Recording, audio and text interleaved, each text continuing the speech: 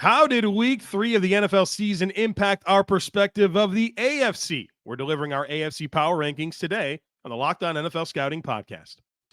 You are Locked On NFL Scouting with the Draft Dudes, your daily podcast for NFL and college football scouting.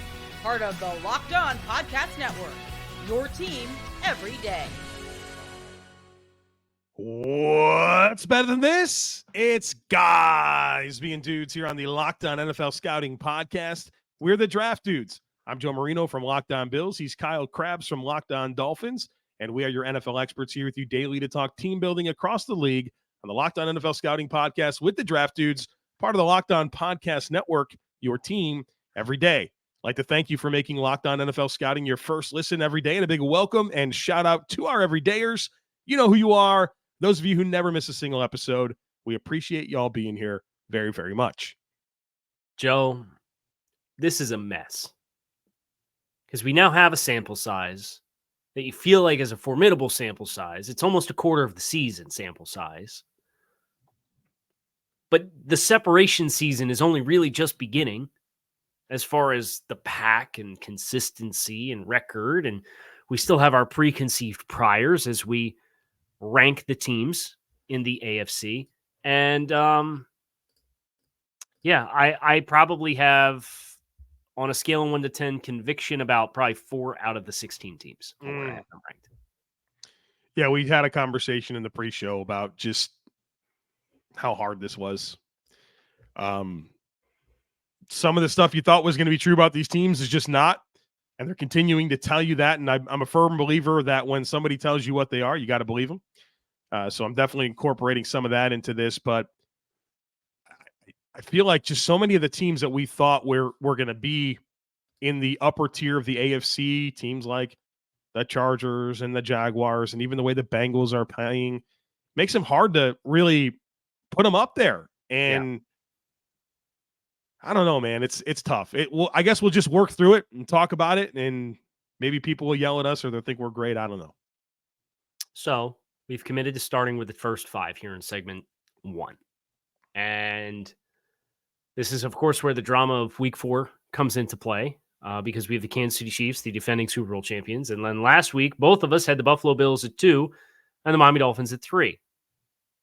And we both had the Baltimore Ravens and the Jacksonville Jaguars. Well, 4 and 5 lost. So there's some discomfort.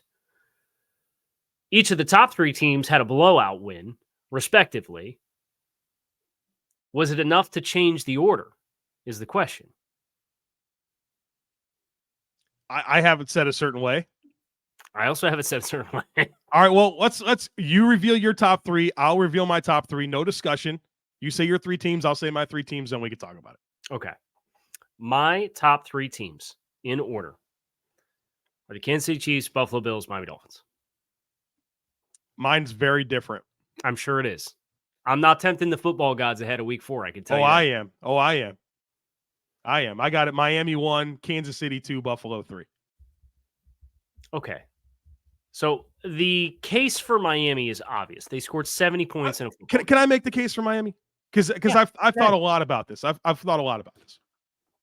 And obviously this is going to be a critical week. The Bills played the Dolphins this week, right? Mm-hmm. And so I think we're going to learn a lot about both teams. Yep. But I'm looking at Miami's resume. First of all, they're 3-0. They're the only 3-0 team in the AFC. They are, yes. Okay, that means something to me. But it's the 3 wins that they have. Being able to go in and beat an elite quarterback on the road in Justin Herbert in a game where you showed a lot of corrections versus how you played the team the year before. Mm-hmm. And the next week you go into New England in Tom Brady Day and you win a different style of game where it's, okay, I felt like the Patriots were kind of lucky to be in it, but at the same time, Miami was able to overcome adversity in the game, adjust, and be able to get the win. And I give them a lot of credit for that on the road in the division. So you go toe-to-toe with the superstar quarterback in week 1. Then you go play a, Belichick defense looks really good. Held Miami to 24, which is pretty great, right? All things considered, they scored 38 and 70 in the other 2 games, but you're able to grind out that win despite facing some adversity, particularly late in the game. And then you score 70. I don't care if it's against Denver. You scored 70 in the NFL. You won by 50. So you showed the ability to blow out a team. That's 3 quality different ways to win. I mean, when you consider the resume, I know that the Bills blew out the last 2 teams, all right? The Jets game still happened, right? I haven't forgot about it. Maybe by the end of the year, we'll probably feel like 100 years away. But we're still talking about a 3-game sample size. In Kansas City, they lost at home to Detroit. They scored 17 points against Jacksonville, and like, congrats on beating the Bears in the worst possible week in the history of the Chicago Bears. And so I don't know. To me, it's just who has the most impressive resume of the top 3 teams? Who's put the league on notice? It's Miami. They're number 1. I agree with you that the 3-game sample size, Miami has the most impressive resume. I also want to be the last person on this show and in general with what we do on this show to be like pounding the table real hard for Miami.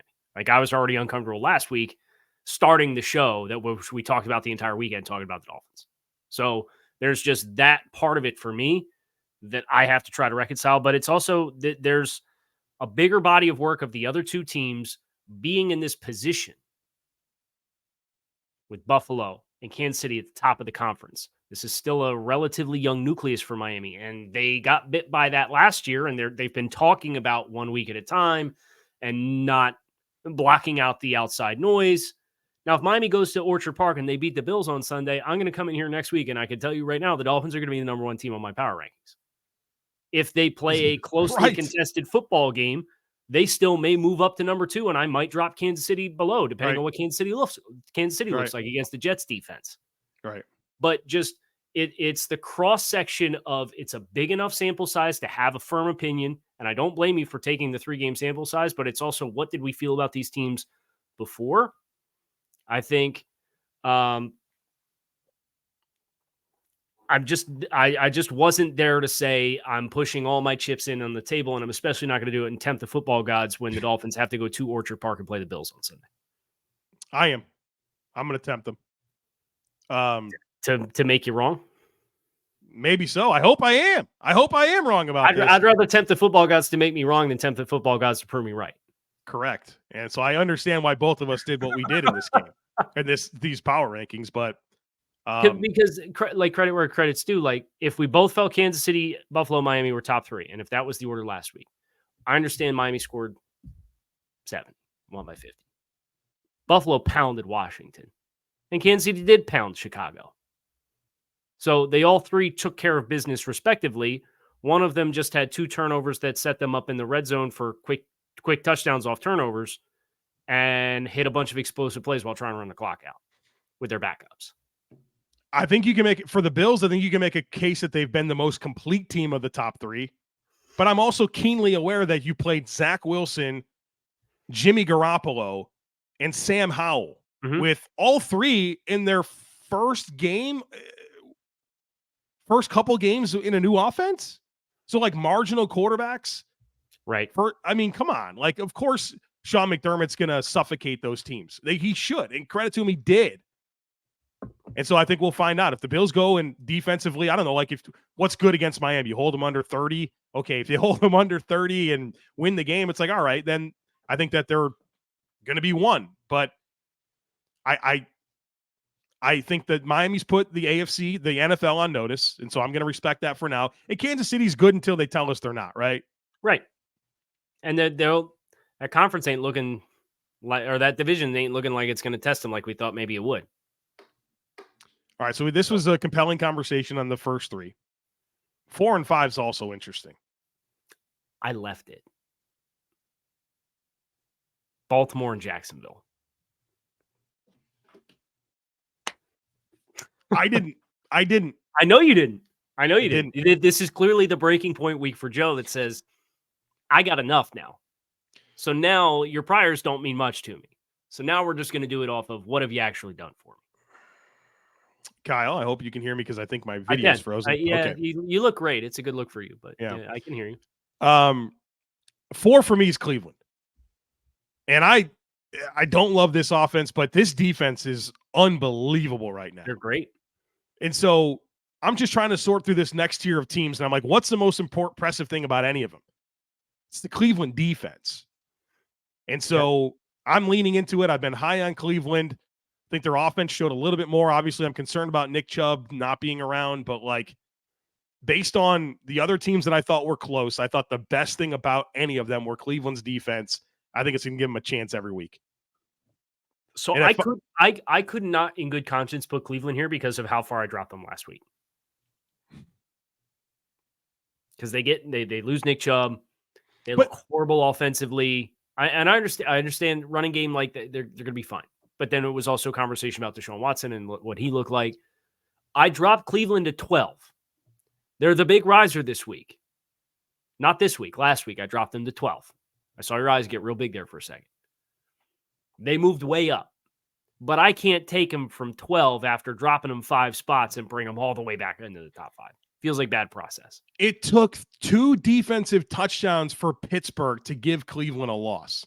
Otherwise, they're 3-0, and they're clearly number 4, right? Yeah, I think so. Because you say, wow, their record resume is great, but look like they're limited on one side of the ball. I got Baltimore at 5. Okay. So we had 4 of the top 5 the same teams, just in very different orders. I had Jacksonville at 5. There's some concerns there. There's no question. We'll talk about them more in the next block. Yes, we will. We got a bunch of teams to get to here. But first, did you know that 80 experience hair thinning in their lifetime? It's normal, but it doesn't have to be your fate. You can get ahead of thinning with Nutrafol. Nutrafol is the #1 dermatologist-recommended hair growth supplement, clinically shown to improve your hair growth, visible thickness, and visible scalp coverage. Nutrafol supports healthy hair growth from within by targeting root causes of thinning, such as stress, hormones, environment, nutrition, lifestyle, and metabolism through whole body health. So take the first step to visibly thicker and healthier hair. And for a limited time, Nutrafol is offering our listeners $10 off your first month subscription and free shipping when you go to Nutrafol.com/men and enter promo code LOCKEDONNFL. Find out why over 4,000 healthcare professionals recommend Nutrafol for healthier hair. Nutrafol.com/men, spelled Nutrafol.com/men, and enter promo code LOCKEDONNFL. That's Nutrafol.com/men, promo code LOCKEDONNFL. For the record, I have the Browns at 6. Okay. So that was your 4. I have brought Cleveland back up from the brink after an ugly loss in week 1, in which we talked about last week. Anything after 5 last week, you felt like you could put them in any order, with the exception of maybe like the bottom 3 teams. And you'd be like, yeah, okay. Because it's such a jumbled mess right now. The testament of that is Cleveland drops way down, and then they do have a really impressive defensive win. They smothered Tennessee.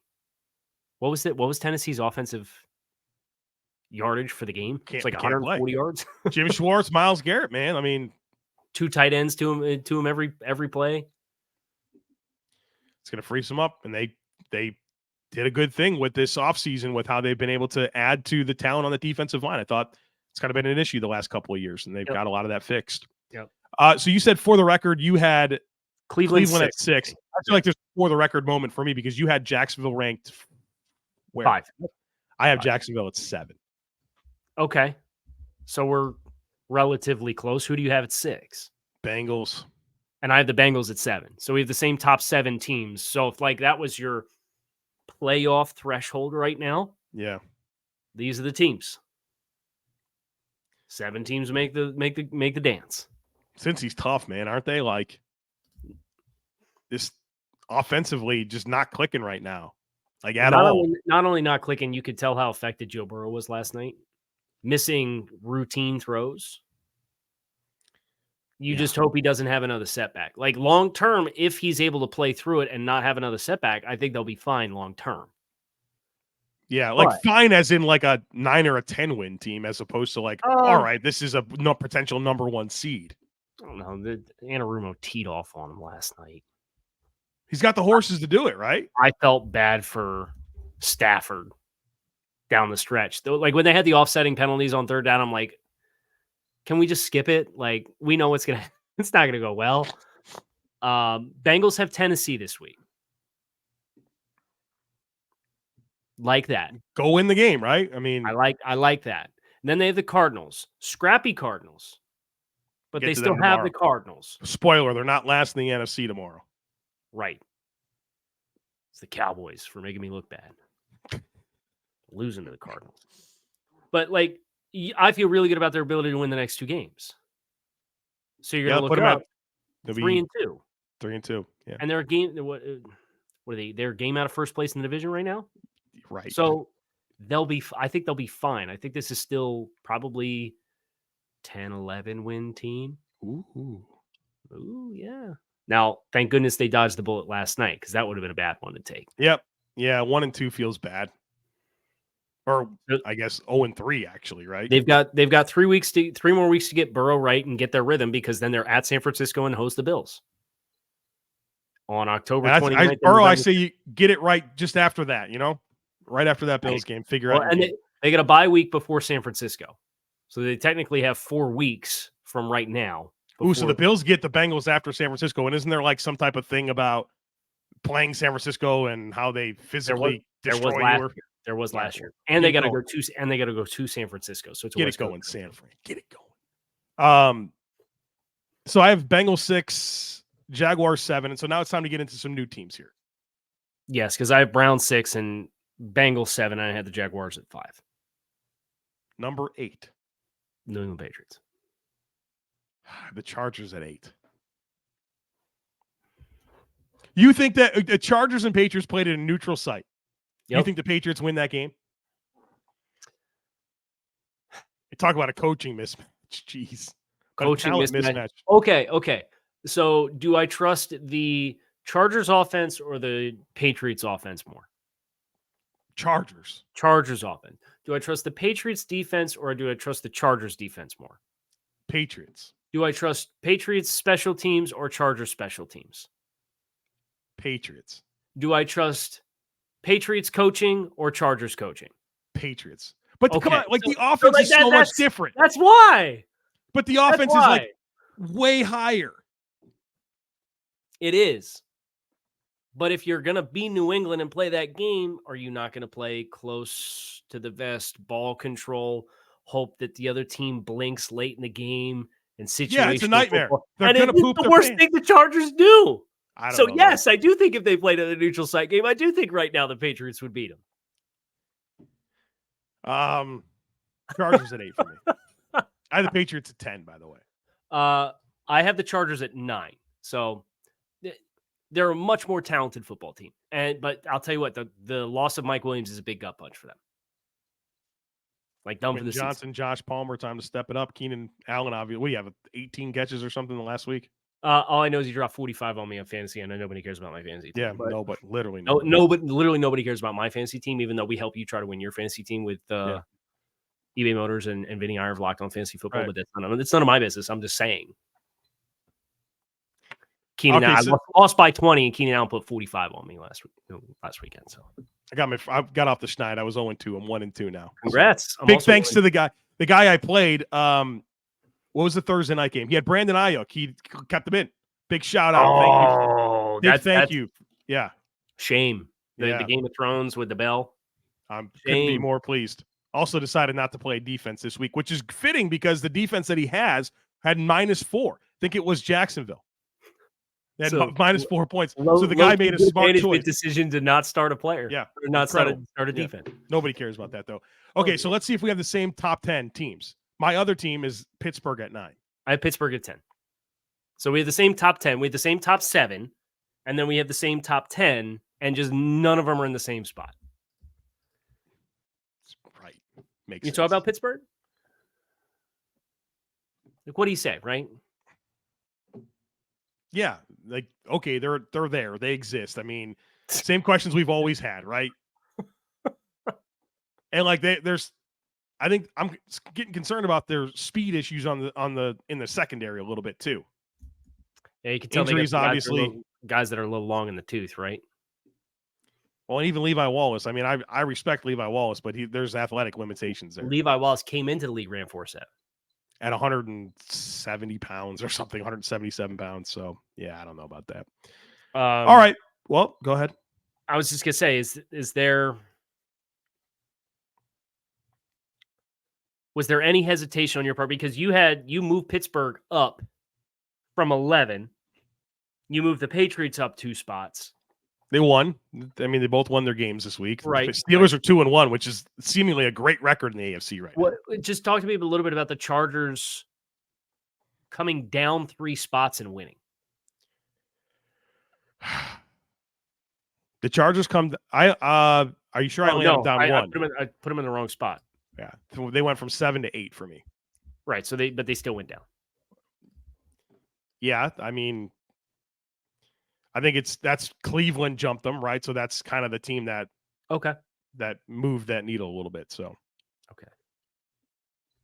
All right. So now we got bottom 6. Bottom 6 is coming up here in just a moment, but first snap into the NFL season with FanDuel, America's #1 sportsbook, because right now new customers can get $200 in bonus bets guaranteed when you place a $5 bet. That's $200 in bonus bets, win or lose. So if you've been thinking about joining FanDuel, there's no better time to get in on the action. The app is super easy to use, and there's a wide range of betting options, including spreads, player props, which I love those, over-under. So if you think the Dolphins are going to score 70 points, hit the over, because I'm sure that they're not going to forecast that. So check it out and more. So visit FanDuel.com/lockedon and kick off the NFL season with FanDuel, who is the official partner of the NFL.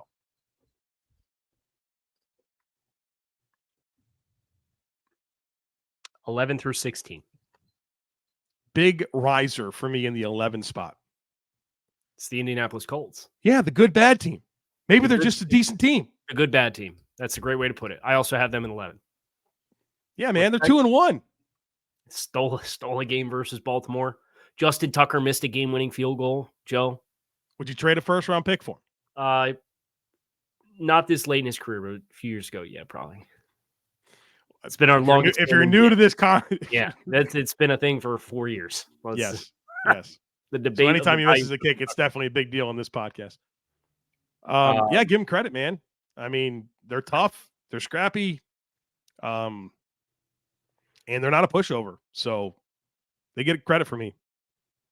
I think the question for Indy that I think we probably need to be wrestling with is the ceiling, not the floor. Because I think you look at the floor and the ceiling of some of these other teams. Now, granted, still major concerns with the secondary and the potential floor that can set. Want a few more weeks. Obviously, they caught Baltimore early in the year as they're installing a new passing-heavy scheme and system. So, that's insightful. But I don't think it's too much you should read into one way or the other. So that I think is going to determine the floor for the Colts, but it feels like they're a relatively high floor team versus some of the other teams in this stratosphere of the conference. Colts fall in week 1 to Jacksonville. Tough situation. Anthony Richardson's first start. Then you go win a division game on the road by 11 at Houston. And then you go win on the road again against Baltimore. Here's your flowers. Next up is the Rams at home. Rams and Titans at home. They're next 2. They probably at least go 1-1 there, right? He's sitting here in middle of October, and the Colts are going to be in first place in the South. Play them all, see what happens, right? But they got a little momentum right now. And then they're at Jacksonville. So you'll find out real quick. Yeah, they get their second chance against Jacksonville. Hard to beat a team twice, right? Especially within the first 6 games of the season. Yeah. I have the Houston Texans at 12. Ooh. I have a different AFC South team. I have Tennessee at 12. And I have Tennessee at 13. I didn't want to put Tennessee at 12, but they get something for beating the Chargers. They do. CJ Stroud is alive. Looking alive really and well. Good. Yeah. Looking really good. I don't know. No, imagine that. Anyway. Tennessee's. What are we doing offensively? Tennessee? Yes. I don't know. You Ryan Tannehill and a bad offensive line. This wasn't hard to figure out. Correct. An aging Derrick Henry and an aging Nuke Hopkins. And really unproven other guys in Chig and Treylon Burks. So obviously it's a small sample size, but it's 3 games. It's not a nothing sample size. Tennessee in 2022 was 28th in points and 30th in yards. And they rank worse thus far this season in both categories. Saints, Chargers, and Browns. Now, I mean, we a lot of credit for the Saints defense. Obviously, with the Browns defense is on another level right now. But Joe, they had 94 yards offense against Browns. I said 140, and I gave him 50% too much. I mean, you could probably find 2 Dolphins plays against Denver and get 94 yards, right? You can take the Marvin Mims kickoff return for a touchdown against Miami in the second half of the game, and it's more yards. My guy, Marvin. You know, he has like 8 of the top 10 longest plays for the Broncos through 3 weeks. Saw a couple of them against the Commanders. He needs to play more. Little stud, man. So Ryan Tannehill sacked on 13.5% of his dropbacks. Oh, Sam Howell says, "Hold my beer." I understand that. Adjusted net yards per attempt of 3.48. Ooh, that's bad running back numbers. Right. Yeah. That's running the ball. That's bad numbers, let alone throwing the ball. Derrick Henry's averaging 3.2 yards per carry. The Titans through 3 games have one player, DeAndre Hopkins, in excess of 100 receiving yards. Whoa, say that again. Wait, whoa. We got to settle down on that. What did you just say? Through 3 games, the Titans have one player with over 100 receiving yards.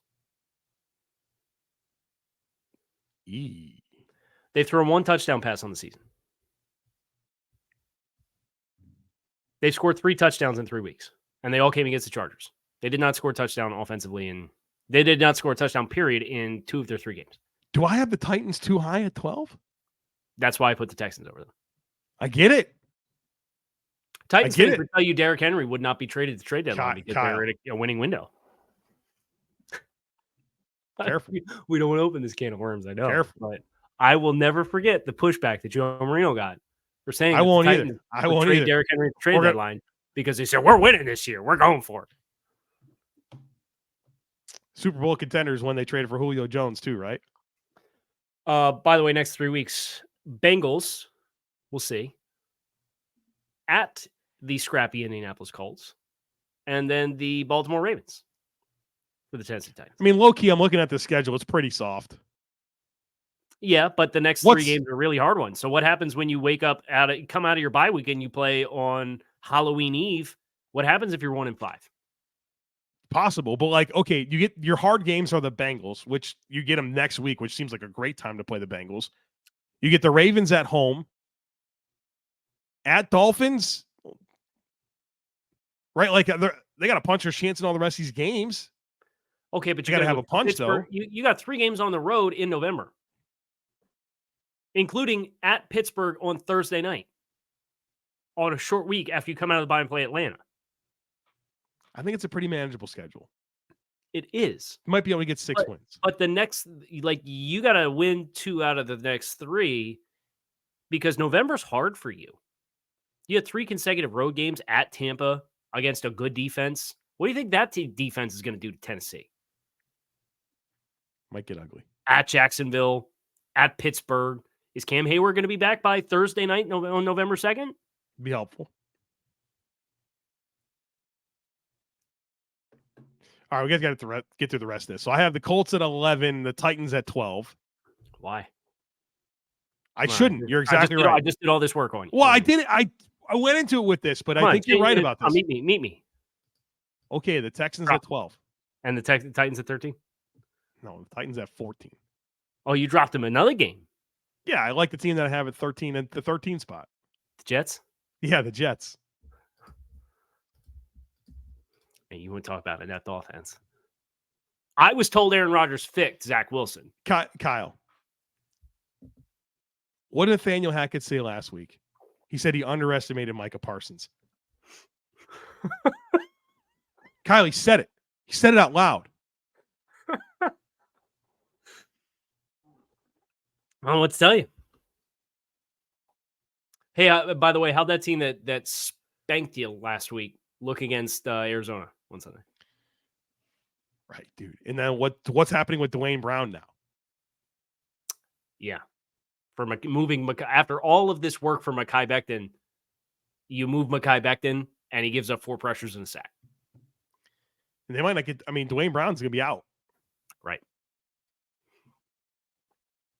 So you had to take that tackle situation more seriously than you did this offseason. Matt Ryan said he has no interest. Hard Knocks Miss me with the idea of going to the Jets. Hard Knocks told me it wasn't a problem.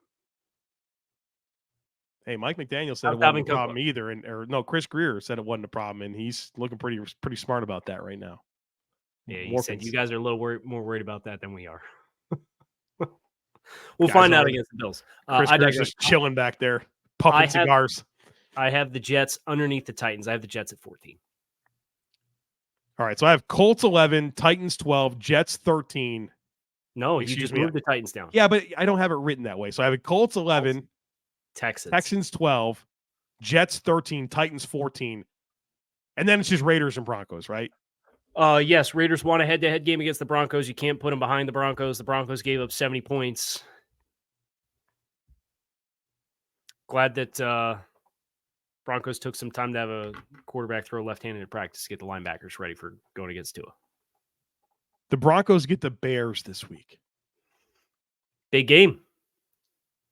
Reminds me of Commanders Dolphins 2019, week 5. That's what it reminds me of. One team went on to get the number 2 overall pick, was the team that won that game. What quote did I see this week where it was talking about Houston winning that game last year is like one of the best things that could have happened for their franchise because they got Stroud instead of Bryce Young. Well, Who said that? They also could have made the right choice with the number 1 overall pick and just pick Stroud. Well, but I think whoever had that pick was going to get honeypotted into Bryce. Why? I don't know. It's bad process to get honeypotted. I don't know. Generational human being. You know what I mean? Just a good guy. Picks up all the trash in the locker room. Yep. Meanwhile, there's never been a less gifted person drafted at number 1. People talked about him being this elite mental processor. What tape? Show me the tape. He's got good anticipatory throws. He's an instinctive guy in the pocket at Alabama. Right. CJ Stroud, 900 yards, 7.5 yards per attempt, 4 touchdowns, 0 interceptions through 3 games. Without the offensive line he's supposed to have. Right. That's going to do it for us here today on this episode of LOCKEDON NFL Scouting with the Draft Dudes. I'm Kyle Krabs. He's Joe Marino. We appreciate you guys for checking out the show. Come on back. See us again tomorrow. We're doing NFC Power Rankings. Tomorrow, we would be doing a whole other podcast right now if we let the rabbit hole that we were going down continue. So I'm cutting it off. We're out of here. Have a good rest of your day. We'll talk to you all again tomorrow.